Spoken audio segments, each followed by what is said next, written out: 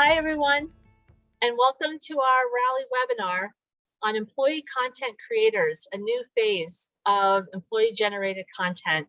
I'm Sylvia with Rally Recruitment Marketing, and I want to thank all of you for joining us today. Today's webinar is sponsored by PathMotion, and I want to thank them for their partnership and their support of the Rally Recruitment Marketing community and for helping us to bring great webinars like these to you. Now we are here for introduction of our awesome speakers. So with me today are Chris Woods, Employer Reputation and Recruitment Marketing Specialist at Mars, John Taylor, Talent Brand Manager, Global Talent Brand and Innovation at Micron, and David Rivel, co-founder at PathMotion. So hi, Chris, John, and David, how are you?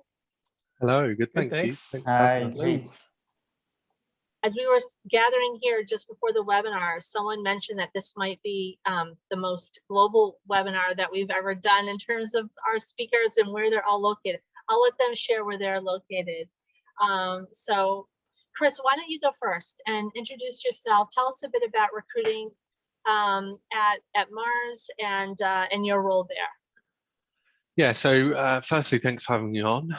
As you can probably tell by the accent, I'm based in the UK. So my role for Mars, I'll get on to Mars in a moment, but my role for Mars is looking after our employer reputation and recruitment marketing for the UK, Ireland, and our Dutch business.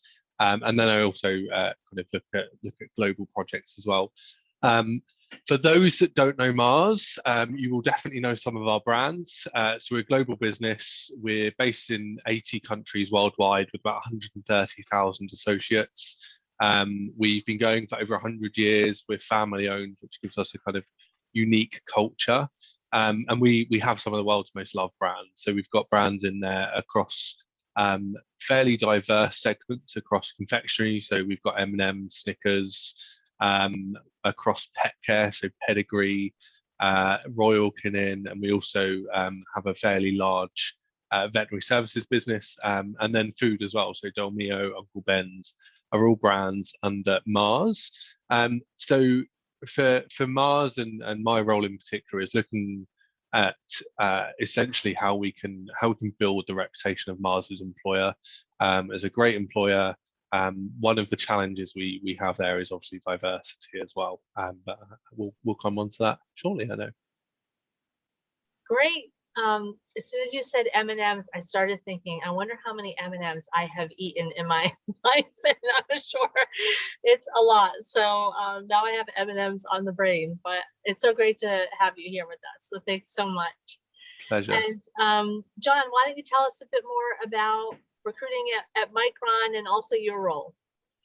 Sure. Thanks for the opportunity. It's great to be here. So I'll start out with Micron. For over 40 years now, we've been a global leader in innovative memory and storage solutions. We currently operate in 17 different countries with over 40,000 team members. And where you find our products are in a lot of different verticals, but it's safe to say that any sort of smartphone, any chips involved in automotive, compute and network business, servers, everything has memory in it. And so basically all those things that we all spend a lot of time and money on, our products are probably in there. So for myself, I work in the Global Talent Brand and Innovation team. We're responsible for apps, programs, systems that enable and enhance our talent attraction efforts. So my role typically covers recruitment marketing, program, and project management. Most of my focus the past year has been on programs to enhance candidate experience, as well as creating opportunities for team members for advocacy on social. So. Awesome. Yeah, so just keeping the location theme going. John is in the West. I'm at our headquarters located in Boise, Idaho, in the U.S. And you guys might know, but I'm on the East Coast, just outside of Boston in Massachusetts. So, all right. So our fourth location is in France. So welcome, David. Why don't you tell us a bit more about PathMotion? Yeah, absolutely. So thanks for having me, Laurie. Great to be here today. So I'm based in Paris, although we have a global organization. So I'm usually a lot in the plane and the train, which didn't happen for the last year or so. But yeah, just to tell you a bit more about PathMotion. So I'm one of the co-founders of PathMotion. I've been in HR tech now for more than 10 years. Used to do very different things before. I was in consulting and in finance, so nothing to do. And the whole idea behind PathMotion really came from, my own experience and my co-founder's experience, kind of looking for jobs and being candidates ourselves. So when I graduated from university, actually, I was about to join an investment bank when I met someone who was working for General Electric. So I didn't know much about GE at the time. I was a young European. So we didn't have as much exposure to the GE brands as in the US. And for me, GE was like the fridge that my parents had at their place. And I wasn't particularly interested in working for fridges until obviously he told me all about, GE and how they had great leadership programs, that they were doing many other stuff than fridges. And he eventually convinced me to join GE. And, since that day, I've always advised candidates to actually meet and talk to people in companies they were interested in, which actually led us to create PathMotion. So PathMotion is exactly that. It enables candidates to actually meet, talk, ask questions to actual employees in companies they want to work for. Now, what we realized over time is that through the answers that those employees give to candidates, we create a lot of unique and authentic content that we can then repurpose, share across multiple channels, and that eventually converts kind of, the right candidates to join our clients. So that's in a nutshell about us. So we work across more than 15 sectors across the globe, from the US to Australia, and very excited to be here today. Yeah, and thank you so much. I mean, we met a few years ago, David, and I've seen you speak at a couple of industry conferences. And definitely, I consider you one of the experts on employee-generated content and a real thought leader in this space. So I'm excited that you're part of this webinar to share your expertise. And thanks for pulling helping me pull this panel together, because both Chris and John have great stories to share about what they're doing with employee-generated content that I hope is going to inspire some folks in our community to think about their strategy and evolve their strategy going forward. So let's dive in. Okay. Yeah, well, I guess first, for those who don't know about Rally, maybe some of you are new to the Rally recruitment marketing community, but we put on webinars like these, obviously. We also produce a virtual conference called Rally Forward, which happens twice a year in May and December. Our next one is on December 8th, so you can go to rallyforward.com and register for that event. But you probably heard about this webinar through our community site, which is at rallyrecruitmentmarketing.com. And we have more than 30,000 practitioners like yourself who are part of our community, who are learning and sharing best practices in recruitment marketing and employer branding every day. So, thank all of you who are part of the community. And for those who are new, please go there and join. It's free. All right, so here is what we're going to cover in today's webinar on really one of my most favorite topics, which is content, and specifically employee-generated content. So we're going to talk about how employee-generated content is evolving and what it means for your strategy, new ways to turn your employees into content creators to help you attract and recruit talent, and technology and platforms for managing this content so that you can keep your employer brand message consistent and accurate, which I know is something that people have asked me about. So hopefully you can have some of those questions answered here today, as well as strategies to leverage EGC across your recruiting channels to influence the right talent to choose you. And boy, this is coming at such a critical time because everyone is really feeling a crunch right now in hiring. This is the time to get our employees involved in helping us to meet those hiring goals. If you have questions for our panelists during today's webinar, just go ahead and type them into the Q&A button that's down here at the bottom of the Zoom screen, and we'll leave time at the end to answer your questions. And also, if you have any issues during the webinar, Aaron from the Rally team is there. You can reach him through chat, and he'll be there to support you. So let's dive in and discuss employees as content creators. So I think we all know that the voice of employees is critical to attracting and engaging talent and influencing how they perceive our company, and also getting candidates to explore career opportunities with our companies. But I guess one of the big things I hope that you'll take away from today's webinar is that EGC is no longer just about showcasing your company's culture or sharing Instagram stories. Those things are important, but I would say that's maybe how EGC started. It's evolved then to creating blog posts and videos. And again, those things are important. But what we're seeing now is that we're entering this phase of EGC, which is actually much more substantive, and I think has the potential to be much more influential in your recruitment marketing strategy. And one of the ways that EGC is becoming much more substantive is that employees are playing a role in answering substantive questions about what it's like to work at our company. Some of you might know that I teach a digital course on creating recruitment marketing content. And one of the core principles of this course and my methodology is really trying to anticipate and determine what questions candidates are asking at each stage of the candidate journey, and then making sure that you have content that can answer those questions. And I think what was really interesting about what PathMotion is doing is that they're uncovering what those questions are. And so, David, in the research that you're doing with your customers, why don't you just share with us here, what do these percentages mean? What do the topics mean here in terms of what candidates are interested in knowing about? Yeah, I think the big message here is that candidates have many questions, and those questions are actually quite granular in nature. So every category has maybe another 10 subcategories, which actually makes your job as TA professionals extremely difficult, because at the end of the day, it's tough to address all of those very granular and specific questions that candidates have. So they're not just around like 2-3 teams.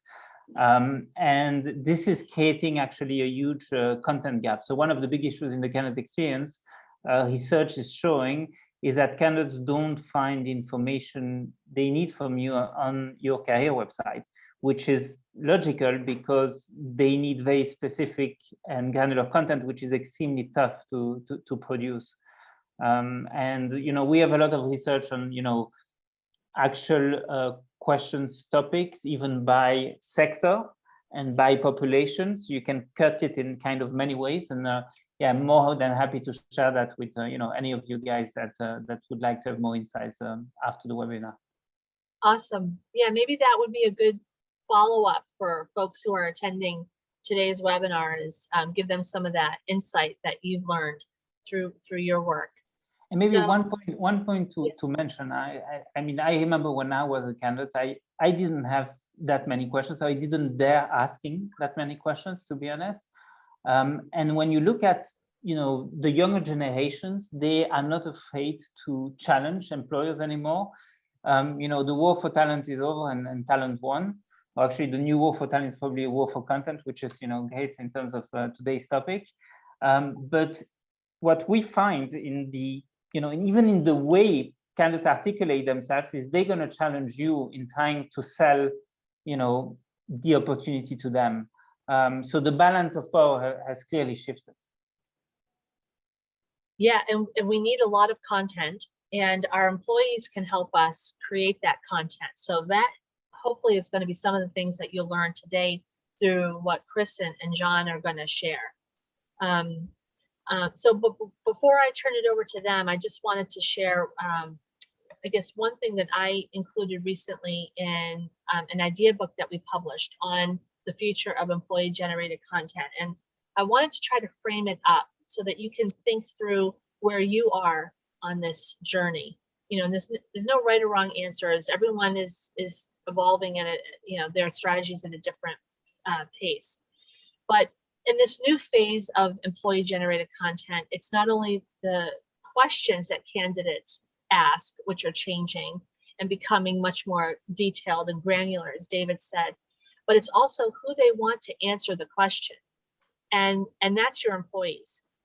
So the strategic question I think that we all need to ask ourselves is, you know, for you, will you not only encourage EGC, but how far will you go to facilitate the direct connection between candidates and your employees?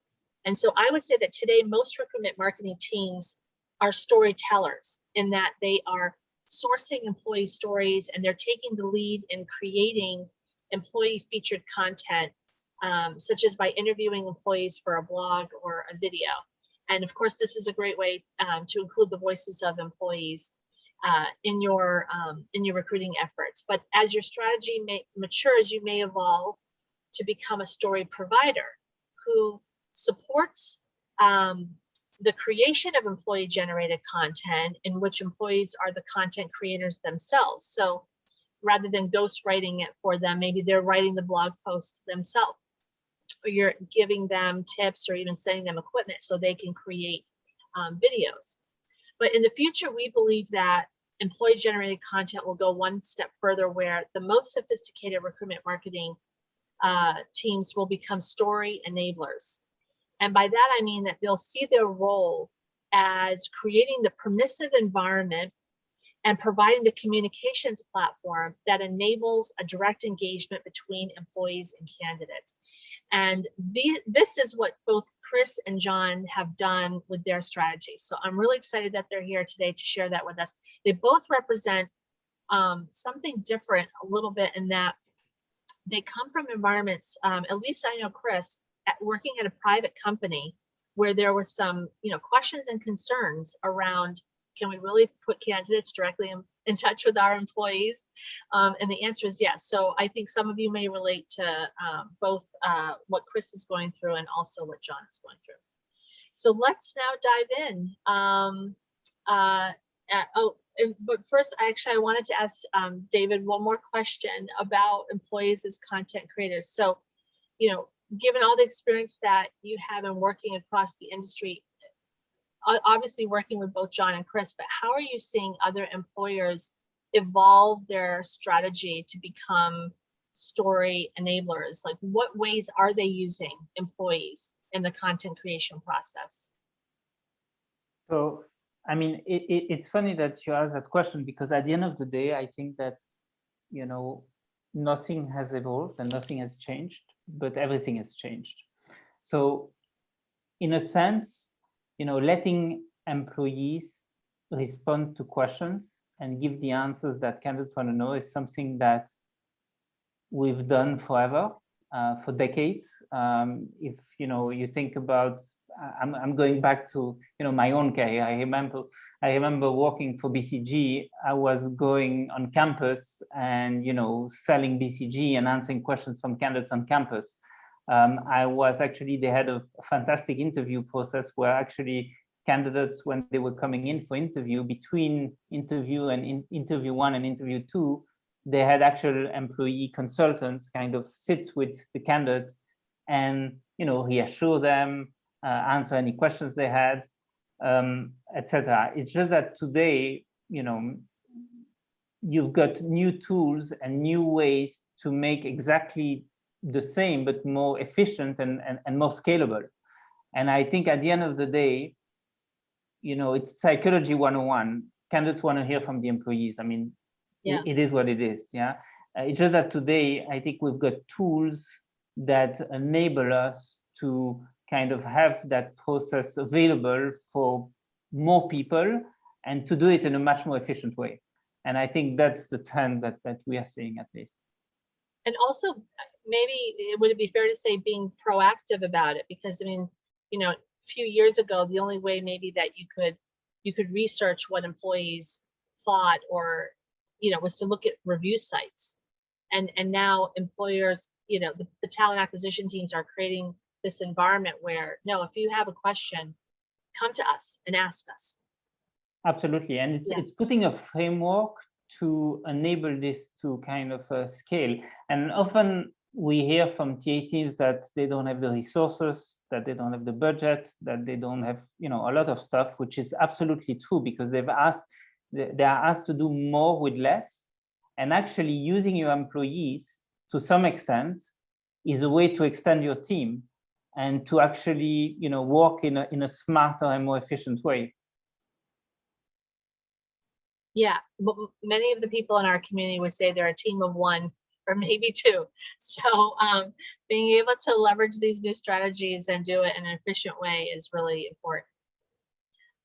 Okay, so the next thing I guess I wanted to ask you before we get into these case studies is around fit. And I know this was something you and I were talking about, a couple of weeks ago when we were preparing for the webinar, but you're seeing that this actually has an influence on attracting talent that will fit with what your needs are today and in the future, right? It's not just about cultural fit. It's deeper than that. Yeah, absolutely. So, it's fascinating actually to see how long and how much candidates are spending kind of consuming content and looking into the kind of different answers that different employees are giving. And obviously, it enables them to, even, pre-select themselves or select themselves out of the process. And also, be much more knowledgeable about who you are as an organization and what to expect from you. And what we encourage a lot of our clients to do is to be open and honest and authentic about, the good and the bad, to be honest. So the bad is, sometimes not bad. So you took a screenshot of Lazar, which is a fantastic organization, but it happens to be that if you work in IB, in investment banking, you're going to pull 80, 90, maybe 100 hours a week sometimes. And so you better be open and honest about it and tell it to candidates so they're aware of it, so that you get the people who are up for the challenge to some extent. And it's the same, every organization has, a certain type of people they look for. And yeah, enabling those interactions and being open about it kind of naturally drive the right people to kind of engage, apply, and eventually join. And hopefully that also kind of has a big impact in terms of retention. Great. Okay, I mean, I know fit is something that everyone is looking for. It's, even if you're in high volume, you want people, who have the right expectations. So, all right, so let's hear now about this new role of employees as content creators and hear the stories of both Mars and Micron. And Chris, let's start with you at Mars. So why don't you talk about the beginning? Tell us sort of, where were you at the beginning of this journey of leveraging your employees? And I know you call them associates. So how were you using associates to create content at all? Yeah, so I think to start, I mean, you touched on it previously. Mars is a privately owned business, so there's instantly an element. And when you look at our history, we've probably been a bit more or a bit less forthcoming externally. We haven't really needed to be massively forthcoming. We've relied on our reputation. The flip side of that is that Mars as a business, I would argue there are probably a number of people in this webinar right now that may not know Mars, but would absolutely know our brands. So we rely massively on our individual brands, as you can see immediately there with an associate dressed up as a Skittle. One of the challenges of that means that we've never traditionally had any way that associates would share content and share real life examples of what life at Mars is like. And so across a lot of our socials, and I've pulled two here, these are all images of our associates. We never use stock images, but they're very much talking at the audience and not from an associate. So the copy in both of these is, we're on a digital journey transformation, and when we tell our associates to be the product, so that there's not a connection with the associate, and that's the kind of challenge. We would typically do the very standard way of, maybe I would send a Microsoft Forms out, or I'd send an email out and say, hey, we need some content for our Instagram, for our LinkedIn, do you mind doing this? And as I'm sure anyone in this chat knows, that's a very laborious action, and you might send 100 emails out and get one response because people are super busy. And then for Mars, we have the challenge of people are very conscious about what do I share, so they're not forthcoming in doing it themselves, and they're maybe a bit nervous about answering those questions as well. When you add that in with the busyness, it's definitely a challenge that we had that needed to be solved, really. And did you need to get leadership on board as you were thinking about, making this direct connection between candidates and employees? Yes, but probably not in the way that you may mean with that question. So we want to, and that's because the Mars culture is very open. When you sit in our offices, our leadership teams are all in the middle. They don't have their own offices. It's a very open, what we would call open door kind of culture, and it's built on our people as well. So our EVP is people purpose development. It's very much built on our people and our associates. So we wanted to bring them in line. But the key way we wanted to actually do it, and kind of a big factor in what we're doing at the moment and what we're trying to roll out through what we're calling kind of associate advocacy, is building the confidence in our senior leaders to be content creators themselves. Because they, when you look at Mars as well, we're great at developing people. So a lot of our leaders, when you write up to what we call the Mars leadership team and our CEO, they've all started, a lot of them, on our grad schemes as well. So the development is amazing. So for them to share that journey is content that speaks volumes far more than we would ever be able to say through the Mars LinkedIn page, for example, and has far more impact for our candidates, and says a lot more for them. I would always liken it to kind of, you can talk the talk, but can you walk the walk? And that's really it with the kind of employee generated content for me, is it really allows you to walk the walk. It shows that you're not just sat there saying we develop our people, or we have a great purpose, or people love working for Mars. It's actually getting that directly from the source, as it were. And you said, before we go on to the next slide, you said our original strategy was sort of talking at candidates, not talking with candidates. Like, what was the thing that you said, we need to change the strategy? Do you remember, like, was there something? I don't know. I'm just curious, like, what was that business driver or candidate driver in any way that made you say there's got to be a different way to approach this? Yeah, so it's a little bit of both, I'd say. There's a couple of touching factors. One big one is, and I'm sure everyone on this call knows, that the whole talent market has shifted dramatically, and there's a whole host of different platforms we can now use. Talent has a far greater view of different aspects. So that has some benefits for us. It means that, exactly like David shared, there's more connections with companies, but equally there's more connections with our competitors as well.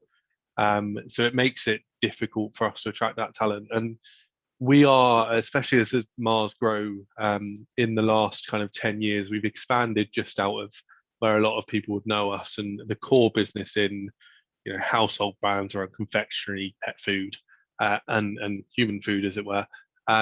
And we've developed into direct to consumer, we've developed into veterinary, we've developed into a lot more digital and driving innovation in that space. But those are not core talent groups we have a connection with. They're not core talent groups we have as an audience on our social that connect with us or even know us. So a big driver of that is we need to shift so away from talking at an audience in a way kind of fully fueled by intuition to we need insight, and we need them to tell us what we need to push out to them and the content they need to see to be able to confidently say I want to work for Mars. So it's a big driver in that respect, and digital talent, as you can see on the screen there, is exactly one of those. which probably not a probably not a challenge John faces as much, but yeah, certainly something that we need to drive in, and those new talent groups.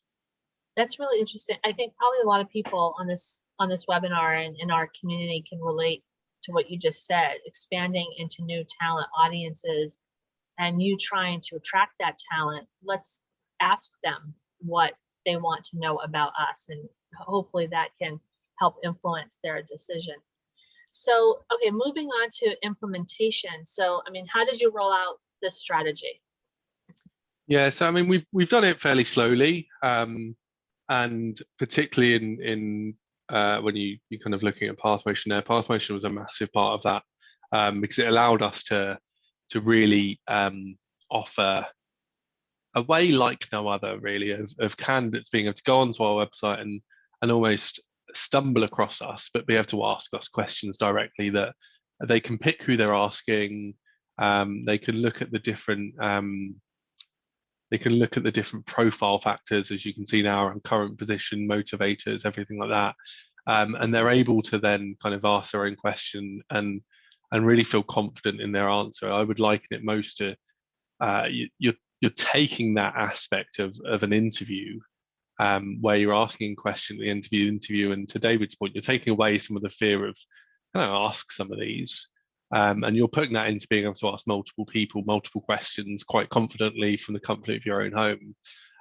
When you build that, one of the big aspects for us then has been, okay, and how do we drive confidence in our associates that they can share? And that's to my point earlier about creating more of a culture internally where we're seeing our senior leaders share more. We're seeing people ask and answer questions online. And so the implementation for us has been a couple of different platforms. So PathMotion being a key one, another platform called Paperfly, which allows our associates to go on and uncovers another one of those kind of tricky areas of concern for associates. Is this going to be on brand? Can I share this? And just allows them to go on and create really easy assets and creative through a platform, but then is approved by someone in our global employer reputation team, so that associate is really confident in sharing that. They're confident in sharing the message behind that. And then by doing things like LinkedIn training internally as well. So really just uncovering it and making sure that we're sharing content on our LinkedIn and our social media, and we're equipping our associates to share more of that content as well. So yeah, I think the big blocker or the big unblocker there really is just giving people confidence. That I would say is arguably one of the biggest blockers in terms of sharing content is, am I allowed to share this? Will this get me in trouble? Is this too business sensitive or anything like that, too commercially sensitive? So being able to just give them a bit more confidence in platforms that are almost vetted, I guess, in some way, shape or form, and then really leading from the front and setting an example from the front. Yeah, it's that permissive environment that they want to, most want to, if they're asked, most want to help. Yeah. And maybe they can only answer one or two questions, but they know that they're doing it in a way that is that's official, that's authorized by the company. So yeah, and that's another strong thing about this approach. In Mars, it's not uncommon to see people that have worked for the business for 15, 20, even 30 years plus. And so there's a lot of really good stories in there, but it's about how we can how unlock that and really bring it into almost the 21st century, I guess, in terms of the platforms and the content we share, and just being able to adapt quickly to it. Yep. Awesome. Okay, so let's move to the last slide here, about tell us about after you've had a chance to use this new strategy and this new approach, what are some of the things that you're finding, and some of those lessons that you can share with our community? Yeah, and you can see from these bits. I mean, there's still a long way to go, but we've come a lot further than where we were. And I mean, part of that is down to slightly updated branding, but we're now at very much a position where we're kind of leading from either video, and video is really important, as you can see from the far right piece there. Early talent campaign, giving a set of about 10 of our graduates across the business their own Instagram account, and letting them go out and create their content and giving them the guidance and the support they need, but letting them create the content. Similarly, this week on the Mars UK Instagram, we've got a set of our graduates. We're kind of coming into graduate season, so we've got a couple of our graduates that are taking over the Instagram. We've given them free reign over posts and stories, and just given them the support again to confidently say, this is what you need to be posting, this is what I'd avoid, and then stepping back and just being a supporting partner to them rather than the person that's telling them what to do. When we can't always do that, it's still not feasible to always do that. We still have to rely on the age-old way of kind of emailing out and saying, can we have some content?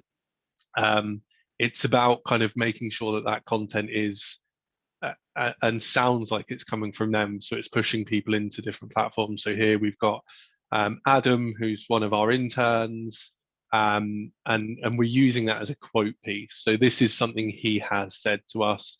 We've not edited this quote in any way.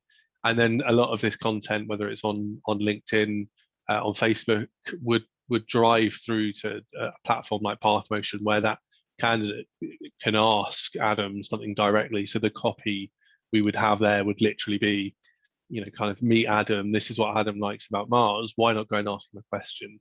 And then the far left piece of content there is driving just that bit in general, and really celebrating the fact that our associates are happy to answer those questions.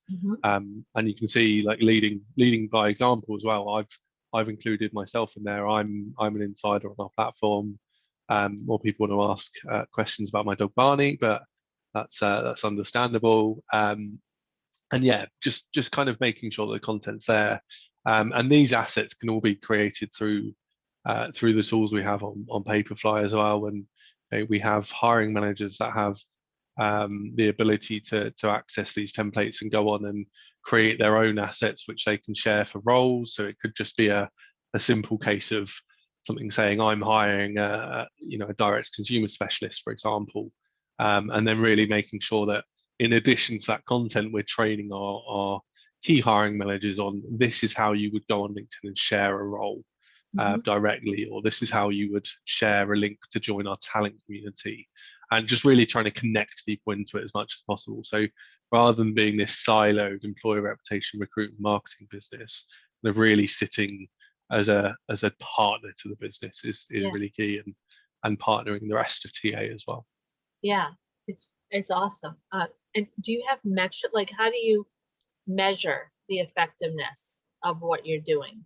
Yeah, so we look really in depth at, particularly if I use PathMotion as an example, we'll do similar things on LinkedIn, we'll do similar things on like how many assets are being created and things like that. But if I look at PathMotion as an example, we'll look at metrics like the particular open rates of emails that are sent out to candidates. We'll look at the helpfulness scores of questions they've answered. And then we look at the obvious things like traffic being driven through to our platform, and everything like that. And I think if you look at over the last year, we've been on a really good journey where we've seen what we call the helpfulness score, which is essentially just how many candidates find the platform helpful in answering the question about Mars or a particular career, and that's up about 90% now, which is significant. And that, that to me says the most important thing, which is candidates are finding the content on there useful, and then we can use that along with other aspects like the kind of SEO and things like that come alongside the kind of bundle with PathMotion, as it were, that really allow us to push those questions in front of people. And yeah, really make it data driven as well. As I said kind of before, we were very intuition driven. What do I think people want to know about Mars? But now we're, I sit there probably on a weekly basis and look at those questions that we're being asked and say, right, what does this tell me about what people are coming to me asking me a lot of questions about the recruitment process. Do I need to now do more in the broader content we do? Because we still have that broad content that's speaking to an audience, but do I need to do more and cover on that? Or there are a lot of questions coming to us from marketing individuals. So do I need to feature more marketing people on our platform to really help them understand what's happening in the space of marketing? And then you kind of look at those responses and the helpfulness to build a better picture of what's going on with your EVP as well, and what's really resonating on the external market, which the longer you've been with the business is harder to really grasp. So it keeps us in touch with the candidates, which is ultimately the most important thing. Awesome. Wow. There's a lot of great ideas here for people to hopefully latch onto, because I think you guys are really pushing the envelope in a lot of ways. Thank you so much, Chris. That was fantastic. And John, I'd love to turn it now to you. Tell us a bit about your strategy and sort of how you were approaching using employees in your content process. Yeah, sure. So to provide some background, I think probably the best place to start. So if you look at the two videos on the right of the screen, so that was something that our organization had done early, circa 2018, in video EGC.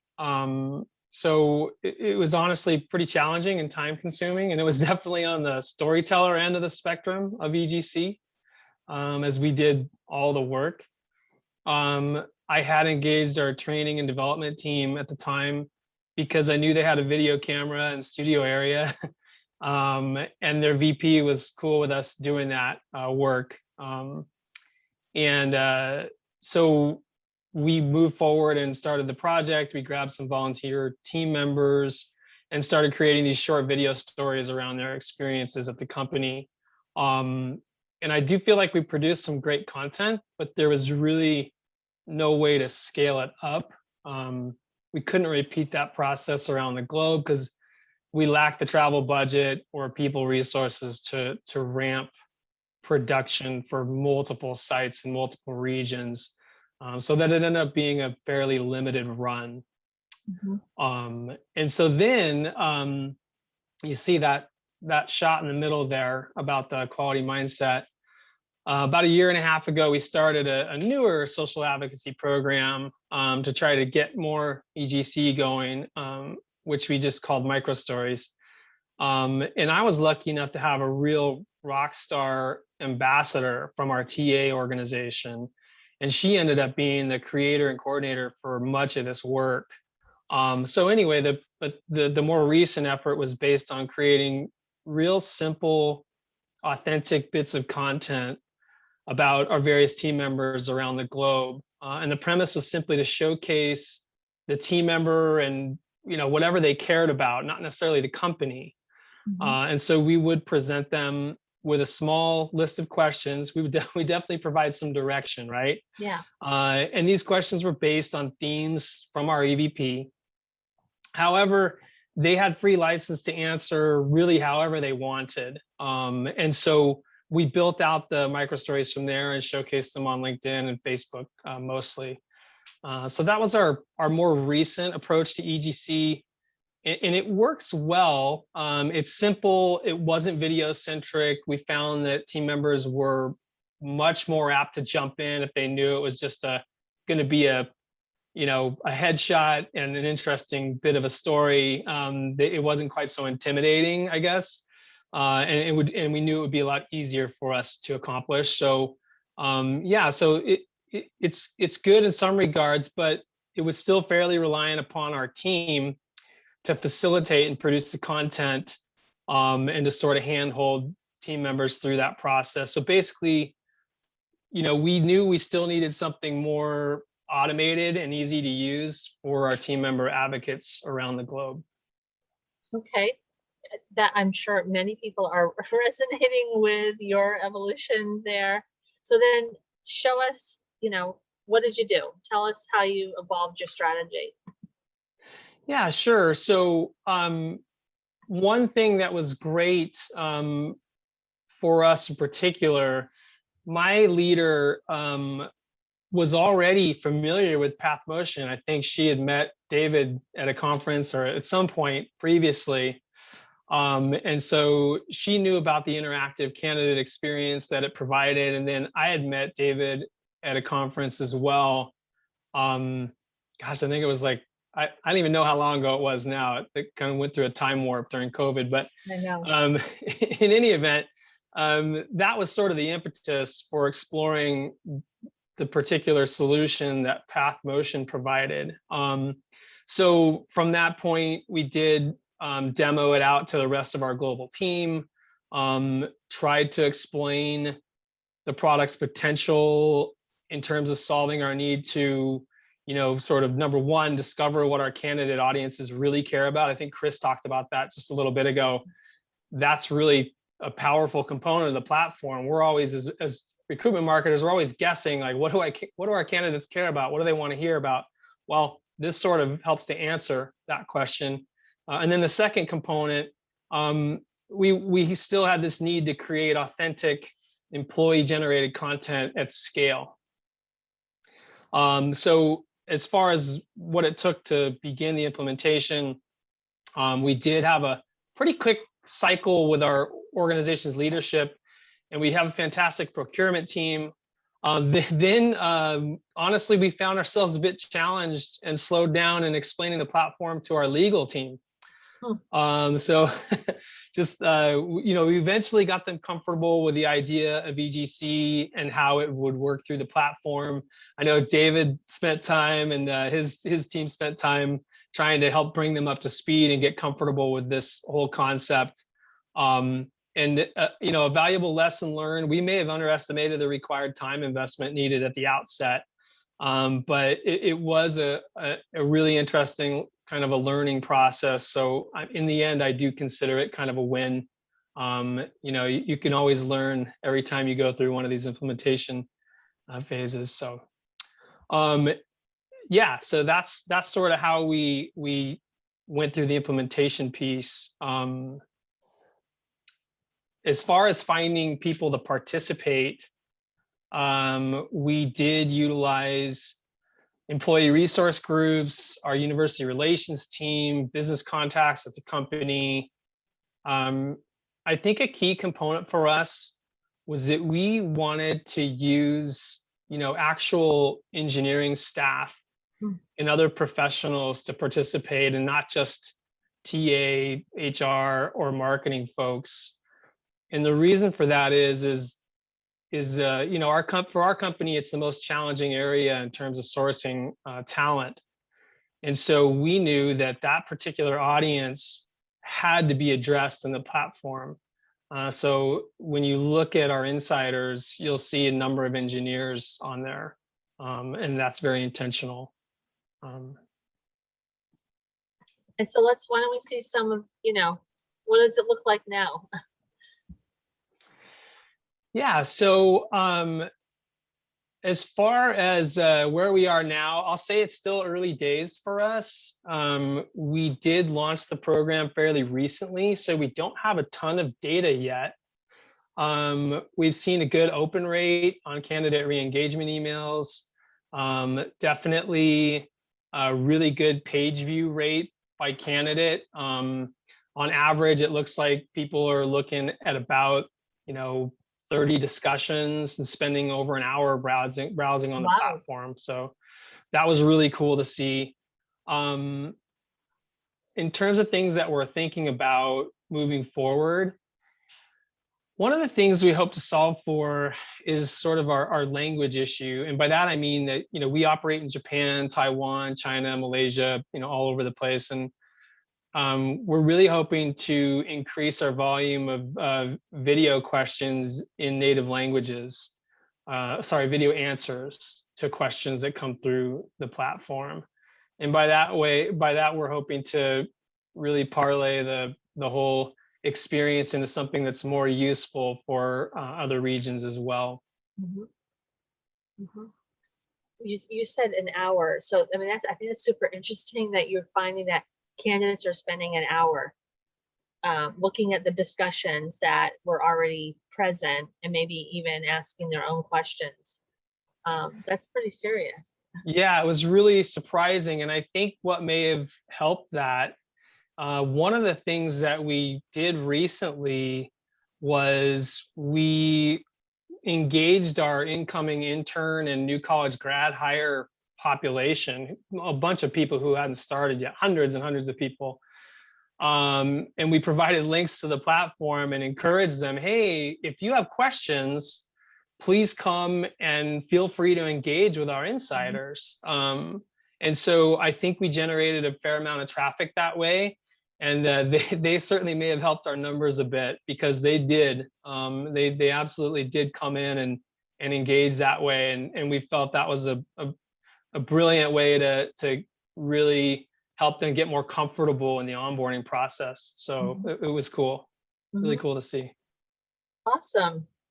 Yeah, I think you just gave us a tip too, that this could even be used for new employees that are coming on board and really want to, help themselves get set up for success. So thank you so much, John. That was fantastic. So why don't we end with some pro tips? So why don't we go back to you, Chris? Share with us like your top tips for our community. Sorry, I was on mute. Just like the story of the last year. I think top tip number one from me would definitely be I've put allowing employees the freedom to answer, but really giving them the support they need to feel confident in answering, and that's the key part. Don't set up a ton of different boundaries around them and say you can do this and have this long list of things. I think try and be really clear about what the line is, and we shouldn't be talking too much about this or this, but really trying to give them as much breadth as they can. Definitely have more content creators than you think you need at the start, because again, when you're kind of giving people the freedom and flexibility to do it, the last thing you want to do is being pressurizing people. And the last thing I want to do is pressurize people to create content, because that's when it becomes inauthentic. And that shows. I'm a huge believer that you can tell whether someone's written their own content. You can tell whether someone is really passionate about the content they've written. And so if you're pushing someone to do that, it shows. And so try and have more people in there so you're not kind of really scrambling last minute. I always try and have a bunch of people there that we can engage, and we can use that content in different ways, whether it's through CRM or social, whatever it may be. And then the last one there, and probably the biggest one for me, is involving them in the insights and the impact they're having as well. Certainly for Mars, we're a purpose-driven business. People want to work for Mars for that reason generally. And so they want to have impact. They don't just want to be sharing content and never seeing what the impact of that is. So we share all of the data back with them. We do a kind of quarterly and monthly newsletter where we dive straight in with all of our insiders on PathMotion, which shares the kind of impact they've had and the top discussions and all of those kind of metrics back with them, to really bring them in and on the journey with us. Awesome. All right, John, your top pro tips. Yeah, okay. I'd say this probably goes beyond just EGC, but for me, it's identifying and recruiting a couple of super content creators first before you try to launch a new program or some platform or what have you. Those are the people that'll be sort of your lieutenants, or however you want to think of them, but they really do give you that lift give you more ideas. Look, you can't do this work alone. So find some people who are already active and maybe doing some of this stuff, and get them on your team. Engage your ERGs. That's where there's so much fantastic content. This group of people, they're already engaged. Yeah. They're participating in a group, and they all have some common interests, and a lot of them, let's be frank, a lot of them are extroverts. They want to talk. They want to talk about what they're passionate about, and it's great. So tap those people. Let them be your advocates. And then lastly, make sure to partner with your social media or marketing team or whoever it is that does a lot of corporate external facing work. You don't want to create surprises for them. You typically want to work in concert with them. Get with them, understand their editorial calendar, and you'll be surprised. You'll see the ways that they can help you actually. And they might give you great ideas and help improve your results. Great point. Yes, we're trying to bring recruiting and marketing together here. So thanks for bringing that up. And David, your top pro tips.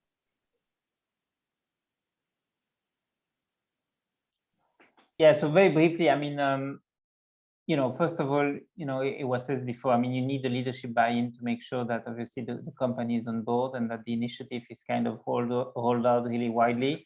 There's another one that I didn't mention and that Chris kind of covered really well, is listen to your clients, and your clients are your candidates. And at the end of the day, the only way to produce good content is to listen and to let the candidates tell you what they want to hear about.